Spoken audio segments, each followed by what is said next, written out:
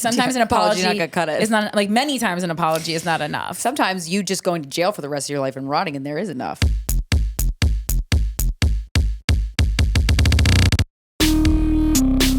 Welcome to Guys We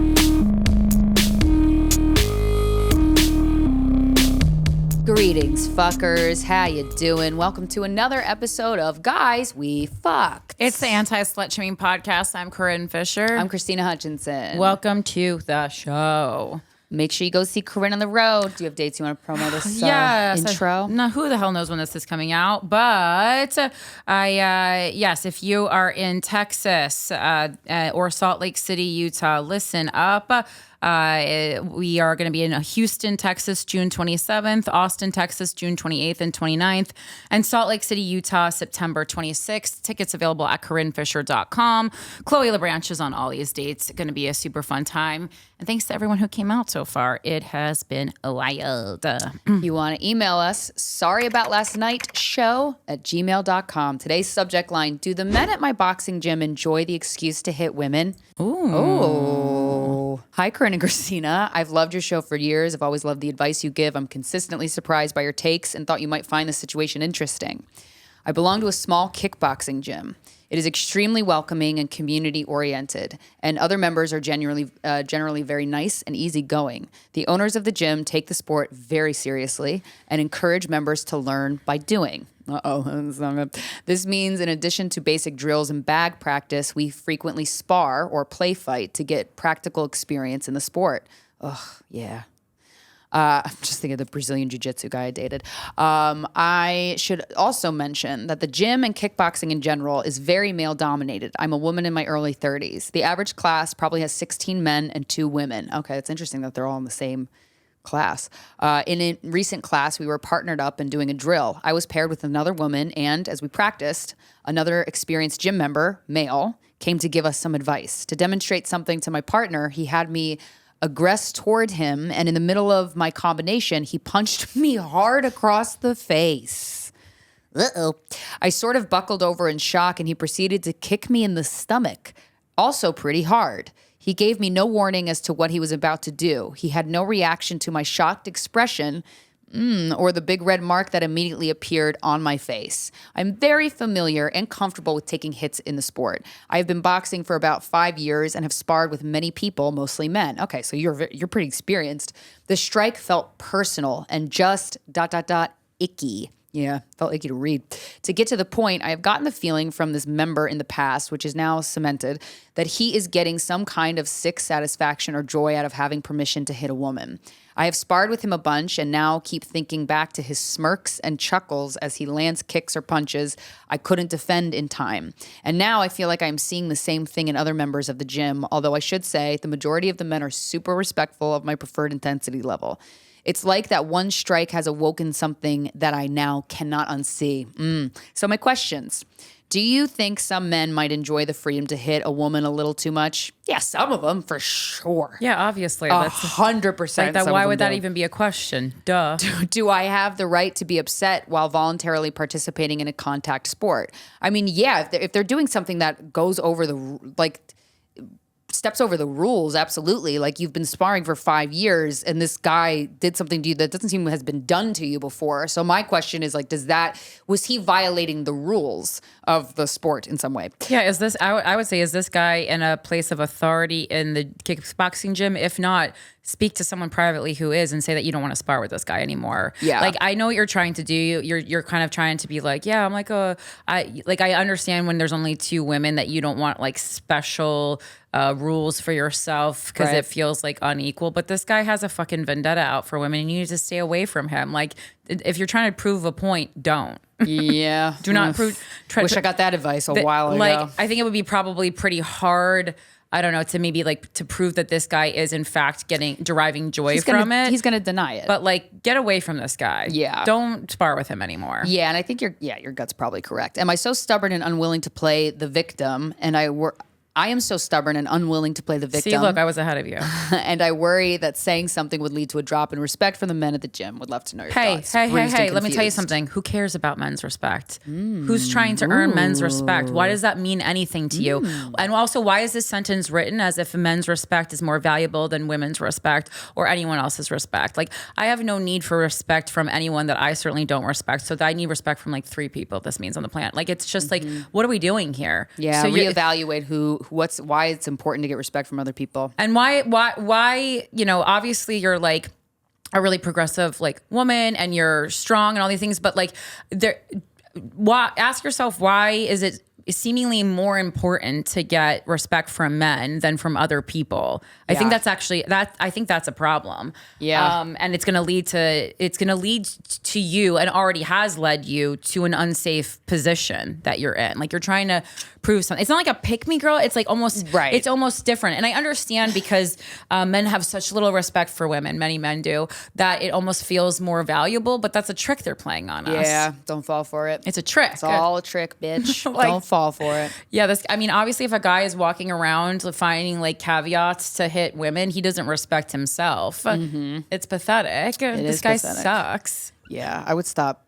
doing classes with him. Ugh, gross. That's just gross energy. Yeah, you don't spar with him anymore. Keep doing, but don't let men like rob you of your joy and your hobby. Yeah, I feel like sometimes when you go into something that's a male dominated field, for recreation or for work, you're like, okay, so on behalf of all women, I need to make sure. And it's like, You're just you. That takes you out of the present moment, and it takes you, it launches you into these fake expectations that you don't even want to live up to, that you end up living up to. Yeah. So and don't put that pressure on yourself. Not physically, but I actually understand exactly what you're talking about, because this is a concept. Actually, Chloe and I were talking about it this weekend. It's a concept that's really prevalent in stand-up comedy because it's such a male-dominated field. So a lot of young female comedians, when we start comedy, it's almost impossible to not go through this phase when on podcasts and in male spaces, you do have a bit of a pick-me girl energy, because you kind of almost need to do it to get through to the next step, right? Yeah.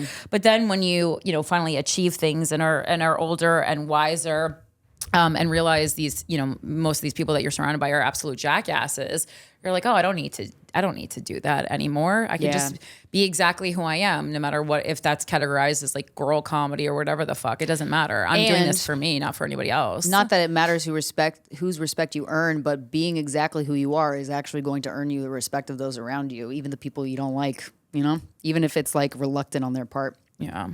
And sign up for my Patreon. Once a week, I do group Zoom therapy, and we talk about crazy shit, mundane shit, ghosts and alien shit. I love when people sign up to tell me all the ghosts and alien things. I really appreciate it. And you send me evidence and videos later. Fucking love that. But you can also tell me about how, your mom was mean to you.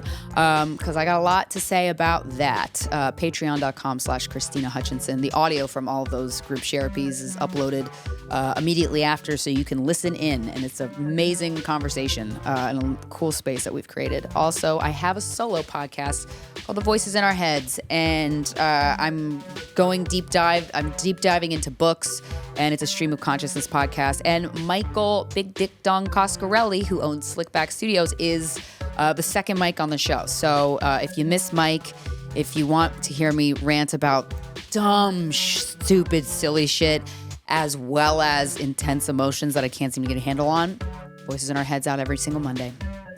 And obviously, you're going to already buy tickets to see me in Houston and Austin and Salt Lake City at CorinneFisher.com for the Eye of the Tiger tour featuring Chloe LeBranch. But you can also listen to my solo podcast, Without a Country. Thanks to all the wackos who have been coming out to see me on the road. I love you guys. Without a Country comes out every Wednesday on YouTube and everywhere you listen to podcasts. And we're talking about a lot of things, obviously, going into the 2024 presidential election. I mean, it's getting close, guys. It's getting close, and I don't think you guys maybe know how serious this situation is. Is it weird that Trump hasn't picked a vice president, or is that normal? I think. Well, he's not even the official. He's not officially the nomination yet. Oh, yeah, that's not like official. I mean, it's going to be, but I don't think it was like officially locked in yet. And something else that I want to be talking about this week is this thing called Project 2025, which is basically the Republicans have laid out a plan for all the rights that they're going to take away from us, from women and stuff. And like, it's kind of like R. Kelly, and like they're telling us exactly who they are, and it's our choice whether or not we want to listen. Or Crystyna is another good example. Yeah. What is happening? They're stripping away our rights, and it started, with Roe v. Wade, and there's taking back rights from LGBTQ people and women. The pregnant divorce law, and they're letting us know. Yeah, they're letting us know. So if it's our choice whether or not we listen, but it is happening. We'll talk about it on Without a Country this week. But you can remain blissfully ignorant, but the bliss part is going to be exiting real soon. Let me tell you. They'll take that into account, and we talk about lots of things. We'll talk about the death of the president of Iran in the crash. Lots of fun stuff. But I make it fun. I feel like I make it fun. A lot of people have said, I really didn't want to listen to the news, and I'm like, but you did kind of make it fun. What can you do? I like a dark joke. Yeah. And guys, one of our very first sponsors, when we started Guys We Fucked over 10 years ago, we had, I think she might have been our very first one. Or no. The leggings were the first. Yeah, the leggings. Yeah, I remember those. That photo shoot. Yeah. But yeah, she was our second or third. She was one of our very first sponsors before we started working with an ad company. And we wanted to give her a shout out, give her an ad. So if you have Instagram, good for you. You're one of many. Follow Badger Face Beauty, BADGER Face Beauty on Instagram. She is a company that creates a lot of amazing products that I remember she sent us a shitload when we first started working with her. And I'm looking at her website. She's expanded so much. She has these shampoo bars that I really love. She has one called Natural Shampoo Bar for Curly Hair, and it's called Unfuck My Hair, which love that tone. Love it. But if you go to her Instagram, you comment with a product you can't wait to try, you'll be entered to win a goodie basket of $200 value, custom tailored to your skincare goals. You can also go to badgerfacebeautysupply.com and enter code GWF10. You get 10% off any order over $50. Thank you very much. Yeah, the products are really great. They're handmade, and they have fun things on all of them. It's probably not for your grandma, but for anyone else. Or if your grandma's cool as hell. Yeah, and if you're looking for a way to support a woman-owned business who has helped us, very much in the beginning of the podcasting when we had nothing, but when we were baby pennies. Podcasters, please make sure to support Badger Face Beauty. Also, so many beauty products just have so much shit in them. And when they're like handmade like this, you're guaranteed it's just natural shit. So that's nice. How are you doing, Corinne? I'm good. I'm tired, but I'm trucking. I just came back from 10 days on the road. I was in 5 cities in the past 10 days, which do not recommend, but it was fun. Yeah. Yeah, cool. Got a lot. Oh man, get a lot of work done. That's great. Remember what it's like to be a road dog. Yeah. Yeah. I don't know. I was just thinking, I don't know. I was thinking about this concept actually recently where I pretty much have never seen anyone's life that I wanted more than my own. But I was thinking about this concept because I think a lot of times we, especially as women, curate the life that we want based on what we see other people doing. Mm-hmm. These days it can be on Instagram, but in previous decades, it could be, your friend or your mom or what your parents did. And I don't have any, I think that the people in my life overall have created lovely lives for themselves. It's not like a do not repeat this kind of a lesson that I'm learning from them, but it's just not the life that I wanted. And I basically only have ever seen one life that is a life that I could see myself being happy living. And it's these two people. The one is I think she's a former Playboy model. She's hot as hell. And her boyfriend, who I think is maybe a former photographer, they are building this tree world in the woods. They built all this property and they build like tiny homes and then they'll build like a hot tub, and they truly are, it's not like he's building it, like they build it together. She's incredibly talented, and they build this world and they live with their dogs in the woods, but they're creating their own world in the woods. And they also take hot, sexy photos of each other. And it just seems really nice. Because as much as I don't like having a boyfriend, I think like I don't like having a boyfriend in the world. But if I was just like alone in the woods with a boyfriend, I actually really thrive one-on-one with people. Yeah. Especially if it's like one-on-one and dogs, I could really thrive in that situation. Sure. And that's the first time I've ever seen a life that at all interests me. Wow. Besides my own. Right. I mean, maybe something like, I guess maybe like Cher's life a little bit, but this now we're really like queen of reinventing herself. Right. I mean, there's no like even like Taylor Swift. No, I don't have an interest in living her life. Yeah, I think about Taylor Swift often because she's just shoved in our faces, and I'm like, this poor chick, man. I know. She wants it. I know she's asking for it. Well, this is what I wanted to talk about, like, shaming people publicly, which is something that's it's never gonna go away. But with the recent video of P. Diddy, this is coming out way later, but we're talking about it now. The video, which I'm like, what the ethics on that of like, how does that feel? Like, I am of the belief that getting triggered is really, it's important because it points an arrow to like, here are the areas you have to work on. But like, Jesus Christ, if you just got out of a physically abusive 20-year marriage and you have to see that video, like, I needed an arrow pointed to that. No, you don't. But I was thinking about the Harrison Butker. Is that his name? The Chiefs guy? Yeah. And I watched his speech, his commencement speech. Athletes, shouldn't be allowed to speak, I think. True. Anyone who's seen an athlete host SNL knows that. Oh, very bad. Like WWE, yes, and because that's more performance. Anyone else? The teleprompter is bad. It's bad. Yeah, it's not that great. But I was thinking about, Diddy doing all those terrible things, and then Harrison Butker kind of saying all this shit that we're like, dude, just like, you're right along with the dark age Republican people that you were talking about earlier. But then I'm like, what is not the cure to that, but like, I was thinking of Harrison in that, like, that guy is going to get shamed so hard on the internet by people. He's going to get death threats. His address is going to, because we know how this goes. We've been there, and so many other people have been there, and all these like kind of this like abuse and violence will come down on him and negatively affect him. And I'm like, that's going to make him hate women even more than he does now. Correct. And so I'm like, what is the solution to that? I was just pondering that lately. Like, is the solution to, obviously it's great that he gave that speech because it's great that he's making his viewpoints that mean a lot to him. The tears, I don't think they were crocodile tears. They felt real. I'm like, damn, this guy really believes what he's saying, and he thinks that this is like a beautiful life he's painting for other people. I think it's like, but it's also like his right to, if he wants to live like that and he finds women in his life who are going to subscribe to his way of life, then it's perfect. Good. Match made in heaven. Let him do it. Yeah, but I'm like, what? I mean, you're like talking about it and having that speech go viral. Like, okay, it's putting into the zeitgeist of conversation. Like, hey, women, a lot of women don't like this. Some women do. Most of us don't. But I'm like, man, that's not. I feel like I saw a glimpse into the future, and the public shaming that's going to happen to that motherfucker is going to make him meaner. Or he could have this kind of like when people have a religious awakening. Which, this might be better for him, that he kind of thinks like we just don't get it, like when you find Jesus and other people don't find Jesus, and then you're like, there's a calmness to you because you go, oh no, like you almost feel bad for the other people because you're like, that's how I feel about Beyonce. Yeah, like they're like, well, they don't get it, you know, and that's fine. No need to defend or anything like that. Yeah, like exactly. That's my world. This is your world. Yeah, Beyonce is the only topic I feel that way about. But yeah, and then I was thinking about P. Diddy, and I'm like, damn, that guy seems like an evil motherfucker.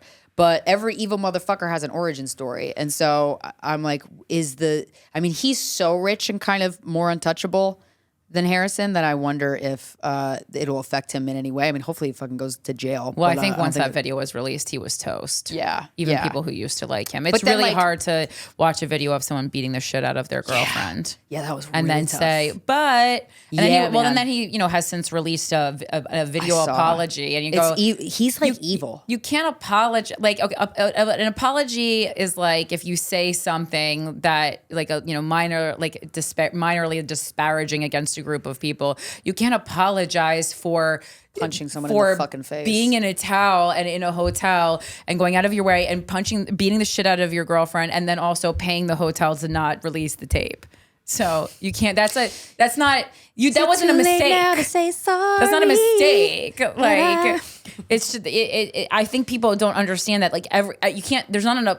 You can't apologize for just anything. Yeah. Like sometimes an apology not gonna cut it. is not, like many times an apology is not enough. Sometimes you just going to jail for the rest of your life and rotting, and there is enough. But if you plan to murder your wife and then you carry it out and you hire people and you hide the body, like, yeah, you can't apologize for that. You know what I'm saying? My bad. That's not like you put too much thought into it. Yeah, you got to go to jail for that. Yeah. You have to put your energy into your apology, and that you have to spend time in a cell. But you're gonna say something? He's gonna say what point are you defense? I was just curious if I was like, because isn't he in trouble for like sex trafficking? Yeah. Oh, he's in trouble for a lot of things. But so why? There's no video of the sex trafficking, so we're not as mad about it. I think to see a video of beating a woman, and not only that, but like someone that we as a culture love. Like she's also a performer. Like that's very difficult. And I think it really makes it real for that it's like. Even the most powerful among us, this can still happen to. I think it's a very sobering video for many people because unfortunately there's still so much stigma almost to like being in a abusive relationship and certainly staying in a relationship. And I think to see someone of as high stature as Cassie and that happening to her in a hotel, in a public space, that number one leaves this ellipses, like if that's happening to her in public, what is happening to her in private? And then also additionally, it's in a way, I think, empowering to women or anyone who's in a physically abusive relationship, because you go, oh my God, if it can happen to this person, rich, famous, beautiful, talented, wow, it really can happen to anybody. And I think there's something in there that is actually quite helpful and really makes people look at abuse in a different way. Like, oh, it's like changing the face of what abuse looks like or an abuse victim looks like. Abuse survivor, whatever terminology we're using this week. That answered your question? No, I just thought that this was, I thought, I'm like, what, surprised that he's on Instagram at all with the sex trafficking. Didn't he flee the country? Yeah, he did. I feel like we're taking he left maybe his kids. steps back a little bit. I mean, that's correct. Yeah. In all fronts, yes. In terms of social progress of most kinds. But also, like, I mean, the highest tiers of American society are involved in sex trafficking, Eric. So it seems to me maybe you're just a little naive. I know, and it sucks, like that you dude. think that this is not like 100% happening. Like, when I'm not fucking around. Like, seriously, like, look, when you're in the bathroom in airports, because you're in airports a lot, look at the signage in airports. Are there in men's bathrooms too? I'm sure they're in every bathroom. I've never been in the men's bathroom, but like all the signage, like, are you safe? Are you okay? Are you getting paid to work? It's literally all about human trafficking. And we've been talking about that on the show, for the 10 years, and everyone used to say, oh, you guys are fucking crazy. And I was like, no, we're actually right. And I know that we're right. And now there's finally signage up in airports to go along with what we've been saying the whole time.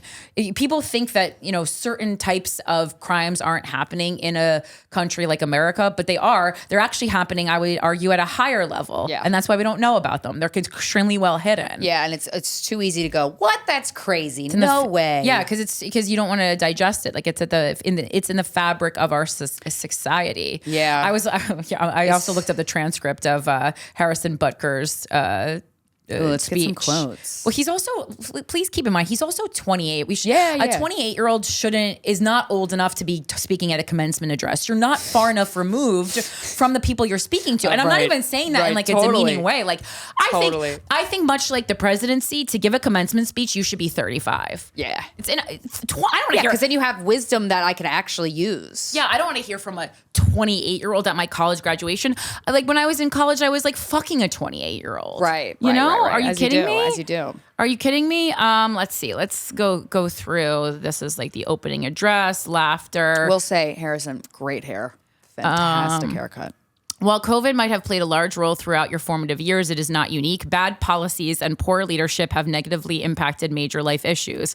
Things like abortion, IVF, surrogacy, euthanasia, as well as a growing support for degenerate cultural values in media, all stem from the pervasiveness of disorder. Our own nation is led by a man who publicly and proudly proclaims his Catholic faith, but at the same time is delusional enough to make the sign of the cross during a pro-abortion rally. He has been so vocal in his support for the murder of innocent babies that I'm sure to many people it appears that you can be both Catholic and pro-choice. He is not alone. From the man behind the COVID lockdowns to the people pushing dangerous gender ideologies onto the youth of America, they all have a glaring thing in common. They are Catholic. This is an important reminder that being Catholic alone doesn't cut it. Damn. Damn it. Wait, like, let's see. This is like a first draft at like a diary entry to like. I mean, it's pretty fancy words for a diary entry. Let's see. As members of the church founded by Jesus Christ, it is our duty and ultimately privilege to be authentically and unapologetically Catholic. Don't be mistaken. Even within the church, people in polite Catholic circles will try to persuade you to remain silent. There even was an award-winning film called Silence, made by a fellow Catholic, wherein one of the main characters, a Jesuit priest, abandoned the church and as an apostate when he died is seen grasping a crucifix, quiet and unknown to anyone but God. As a friend of Benedictine College, His Excellency Bishop Robert Barron said in his review of the film, it was exactly what the cultural elite want to see in Christianity: private, hidden away, and harmless. Yeah, a lot of this is like Catholic specific. Worst Martin Dude, Scorsese movie. Well, it's like people, I feel like we're getting to a point where people are clinging to what they believe more than the actual belief itself in terms of like when you're presented, like people, to change people's minds is getting more difficult. And so it's like, I guess the goal isn't to change anybody's mind because I don't think that will happen. You have to go through like a really traumatic experience for you to change. We're so wrapped up in our own worlds and how we view the world and that it's the right one. I feel like we're just all yelling at each other. And what we're basically saying is, you don't think what I think. Correct. Next, you know? Yeah. It just comes into play when, you know, you're getting laws made that dictate not being able to leave an abusive marriage when you're pregnant. It's like, guys. Wrong laws. We must be intentional with our focus on our state in life and our own vocation. And for most of us, that's as married men and women. Cute. He loves love. Yeah, I mean, like, it's I would be curious to see what kind. Like, he seems like he puts a lot of effort into his relationship. I honestly like. Maybe I understand why people are mad, but also, what does it matter what this 28-year-old guy said in a Catholic Give him a lot of power. commencement speech? Like, it doesn't affect my life. And if you have graduated college, if you're sitting there at graduation and one commencement speech can flip the way you think, well, then you didn't do college correctly. Right. To me, the main point of those 4 years, the main thing that you're doing in college is learning how to critical think. And I mean, obviously, as an adult, I learned that many people still don't know how to critically think. And that's kind of like the entire basis for, you know, Without a Country. But I mean, that's kind of on you. If you can be that easily swayed, I think you're a danger to society more than him. Because at least he stands by his values. We don't, you know, I don't agree with what he says, but I do commend him for sitting down and fucking thinking about it and being passionate about it. That's so much more than most people will ever do. Yeah. And if you can be that easily swayed and change your mind from hearing a commencement speech, to me, you're the danger to society, not him. I don't think many people are swayed from that speech. Are they? I don't know. Oh God, I hope not. I don't know. I mean, like to think no. That's what I always. I thought he was just revving people up that already agreed with him. Is how I kind of took the effect, and then the people that didn't agree. Well, then that's no danger either, right? You know, right. if you already thought that way, right? Like, I mean, to me, the danger is in these. Just as the most valuable voters in an election are the undecideds, but to me, they're also the most dangerous people. How can you fucking be weeks away from election and be undecided between two, especially in a two-party system? Yeah, that to me is like, you don't know what you think. Yeah. That's crazy. You're undecided. There's two choices. That's crazy. We need to get more in touch with ourselves, guys. Think about it before, I don't know, November. Sit down. I agree. Think about how you feel.